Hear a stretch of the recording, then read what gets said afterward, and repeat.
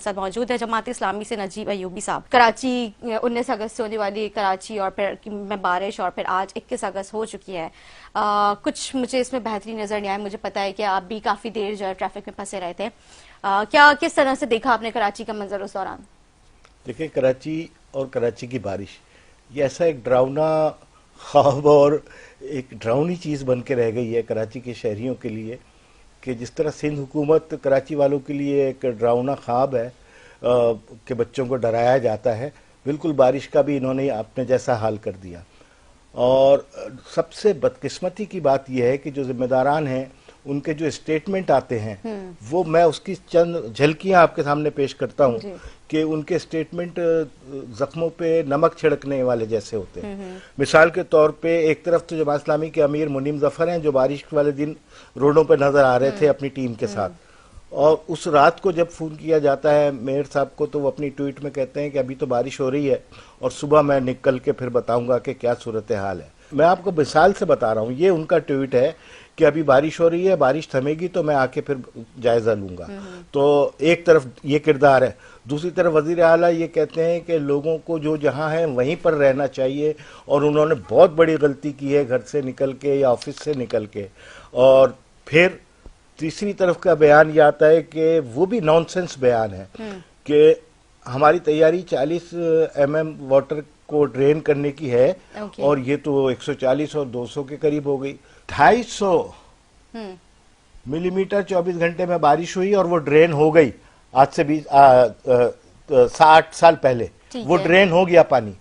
کراچی کے اندر جتنی بارش ہوتی ہے چاہے وہ 250 ہو یا 350 ملی میٹر پر ڈے بارش ہو جائے، ٹھیک ہے، دنیا میں تو 2000 ملی میٹر ہو رہی ہے نا. بمبئی کے اندر جس کی مثال دے رہے ہیں اور ٹوکیو کی اور فلاں کی، وہاں تو 2-2 ہزار. ملیشیا کی مثال آپ نہ دیں. آپ یہ دیکھیے کہ کراچی میں اگر 240 140 اور 200 ہوتی ہے تو بھٹا بیٹھ جاتا ہے. یہ تو انہوں نے اپنی کرتوتوں سے بٹایا.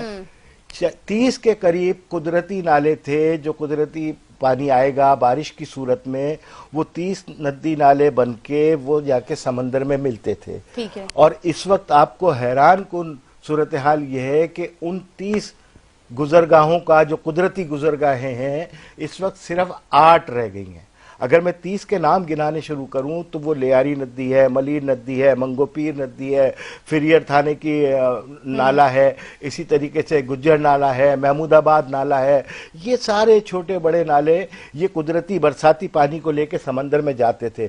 بدقسمتی یہ ہے کہ جس شہر میں 15 سال سے ماسٹر پلان نہ ہو تو انہوں نے آبادیوں کو، جو بڑی بڑی کمپنیاں ہیں نا جو باہر والوں سے پیسے لے کے اور یہاں کے جو ڈی ایچ اے ٹائپ کے ادارے ہیں، انہوں نے ان آؤٹ لیٹس کے اوپر اپنی آبادیاں بنا دی ہیں.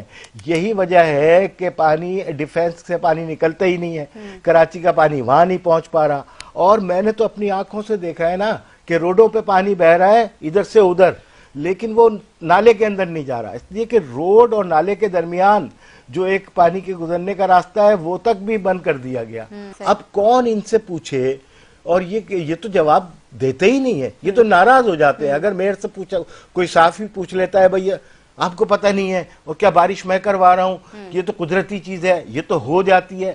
یعنی اس طرح کے نانسنس قسم کے بیانات دے کر آپ کیا ثابت کرنا چاہ رہے ہیں؟ دوسرے آپ نے پینک اپنے بیانات سے مچائی. آپ نے پینک یہ مچائی کہ جی یہ انڈر پاس بند کر دیا، وہ روڈ بند کر دی، فلاں راستہ بند کر دیا، فلاں راستہ بند کر دیا.